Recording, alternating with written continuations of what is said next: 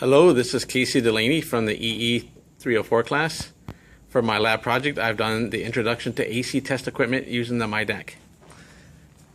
With the MyDAC open, the three functions I used on the computer was an oscope, the function generator, and the digital multimeter. I set up a circuit, which was a simple RC circuit, using my breadboard plugged into the MyDAC module with the multimeter also. Right? To show you the test equipment though, I'm going to show you on a lab LCD oscope, a digital oscope, and on a function generator that is used in the computer lab here at the college where my proctor works at. Alright, I'm going to show you on these just because they're bigger screens, much easier to see, where the screen on my laptop computer doesn't show up that well. Okay.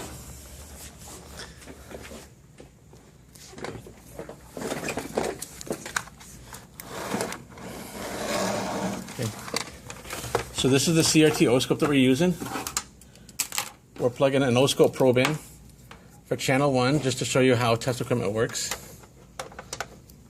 Usually you want to check out the probe. You can hook it up here to the probe compensation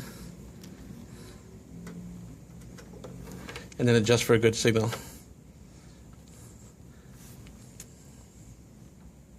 Alright, I have a good waveform, needs to be compensated, but I don't have a screwdriver to compensate my probe, so I'm going to use this one here. Alright, this is on your oscope, your volts per division channel just increases or decreases the display on the signal. It doesn't increase or decrease the signal at all coming in, but allows you to adjust for a good signal on the oscope. Whereas the time for division adjusts your time side to side for your signal. Once again, it doesn't adjust the signal coming in, but it adjusts how well you can see the signal on the screen. The scope here happens to have measurement functions, which you can actually use to measure the signal coming in also. All right. The second thing I'm going to show you here is a function generator. All right. Here we can put out different signals. The model I have here can adjust from about 0 to 20 volts. We got adjustments from 0 hertz all the way up to 1 megahertz. With the dial, we can actually go about 1.1. And we also can put out square waves, triangle waves, and sine waves. All right. For a simple signal, I'm going to hook my probe up here to my generator and get a simple signal coming out.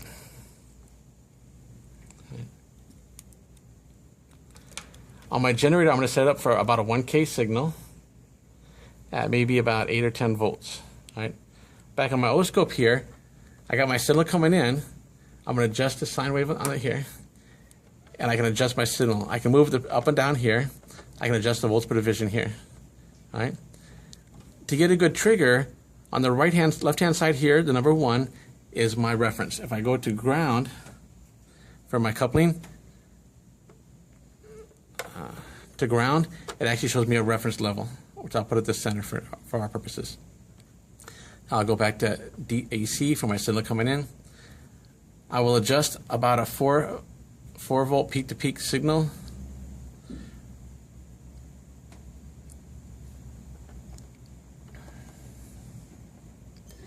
We'll go on the 2 volt per division, so this will give us about 8 volts total coming out from the SIGGEN.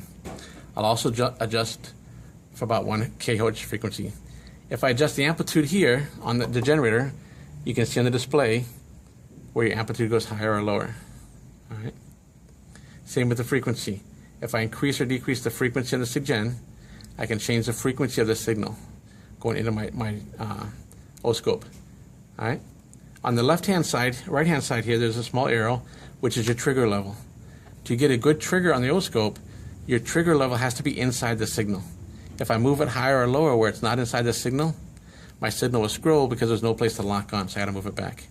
All right. With this oscope here, I actually have 2 channels, channel 1 and 2. So if I wanted to hook up 2 probes, I could. I also have an external trigger, which I can put a signal in here and trigger off that. Right now, on my trigger menu, I'm triggering off of source 1.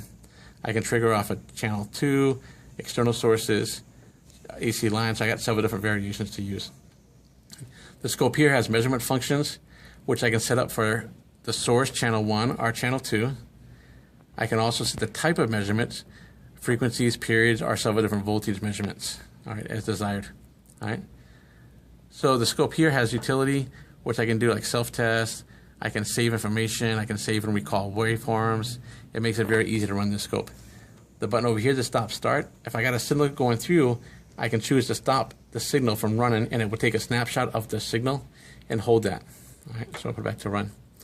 On the bottom of the screen, I have volts per division, which is where I adjust my vertical section here for the amplitude of the signal coming in. I can adjust it to get a good signal on the screen. In the middle, I have your time, which is right now 250 microseconds per division. That's how much each block is. And I can adjust that with the horizontal section for that. All right.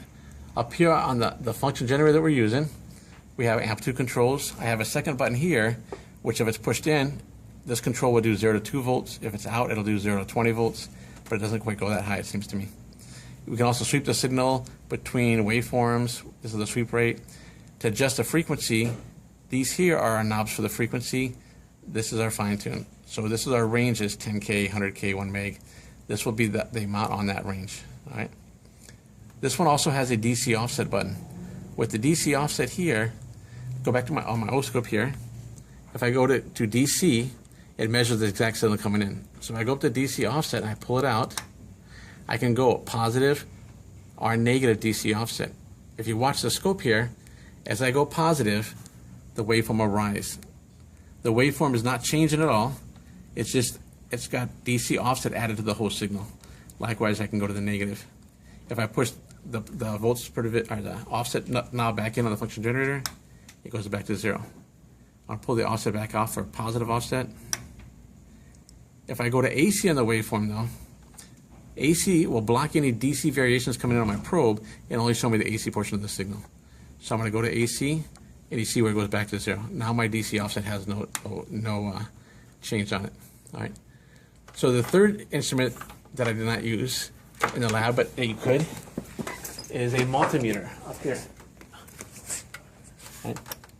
This multimeter here is a simple multimeter which measures AC or DC voltage. If this button here, this will be AC, out is DC. The knob here is this. We got volts, current, resistance. We push in whatever knob we want to measure for whatever parameter. Right. And these knobs here are actually the range functions. So if I wanted to go volts, AC, at the 20 volt scale, I would push this knob in here, and now it will measure up to 20 volts. And I put my meter leads in here. My red for my positive, black for my negative. This will also measure amperage, the current. When it goes current, I plug in here, but my red meter lead has to come down here to the amps function. The bottom one here will measure up to 2 amps, top one measures up to 10 amps. If I go more than that, I'm going to blow my fuse inside. All right. On the board here, I'm going to show you the simple circuit that I ran. Right. We had an AC generator. This is a simple AC generator going into a simple 1 kilohertz resistor and a 0.1 microfarad capacitor. Right. This was a low-pass filter that we did. The way this works with a low-pass filter is we hook to my output here. This is the output from the circuit, the out. Right. Capacitors will block DC but pass AC signals. So if I have low frequency signals, they'll block it more. If we look at our X of C chart for your capacitive reactance, at 0 hertz, as our frequency rises, at 0 hertz it blocks the whole signal. So our X of C is high. As your frequency increases though, your X of C will drop off. So it's sort of like a variable resistor. Low frequency is high resistance. As your frequency increases, your actual resistance across the capacitor that the circuit sees, the X of C, will actually decrease. So at low, since this is the voltage drop across there, if I'm reading the output here with the meter, I put a DMM on here.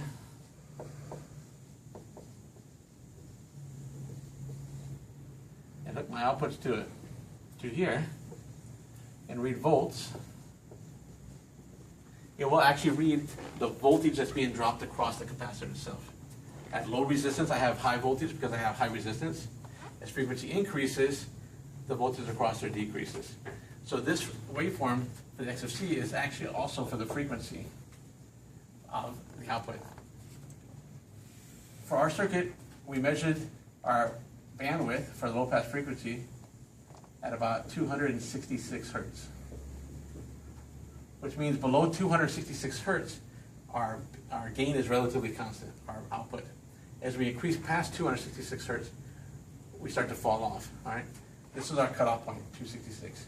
This is just a bold plot, all right? Because the circuit's set up this way, I can also use it as a high-pass filter. If I actually took my output here, it would work as a high-pass filter. Because the resistance here remains constant, but the total resistance is this and this. As per Kirchhoff's voltage law, that if whatever voltage I'm applying has to be dropped in the whole circuit. So these two must drop what I'm applying. If I apply 2 volts, these two together must drop to 2 volts. If your capacitor is dropping the voltage like this, then your resistor has to be just the opposite. Here, I got all my voltage dropped across my capacitor, I got very little across my resistor. But as your frequency increases, I get less and less across the capacitor, more across the resistor. So we block the low, we pass the high. This works as a high-pass filter. If I read my output across the capacitor, it blocks the low, passes the high. So the low is what I'm reading the output. So it displays the low-pass filter. So low-pass filter, I take my output from here. High-pass filter, I take my output from here. I used a function generator here, FGen, just to input my signal. And I use a digital multimeter, the one on the MyDAC, to read the outputs here as I went across it, right?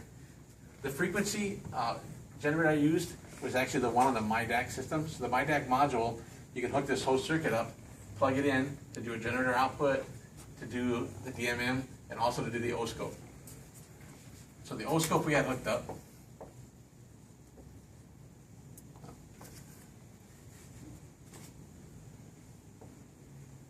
The 2 channels. We had one channel, the positive went up to here, and the negative went to here, to our ground. All right. The second channel, the positive went up to here, and the negative went to ground again. So channel 1 measured across the whole circuit, which is also the input, so it basically measured the input from the function generator. Channel 2 on the oscope was just going across the capacitor, so it was reading the output as given by the capacitor. And our output worked like this, as per our circuit. And that's the 3 circuits that I used for the MyDAC to do my lab. The end.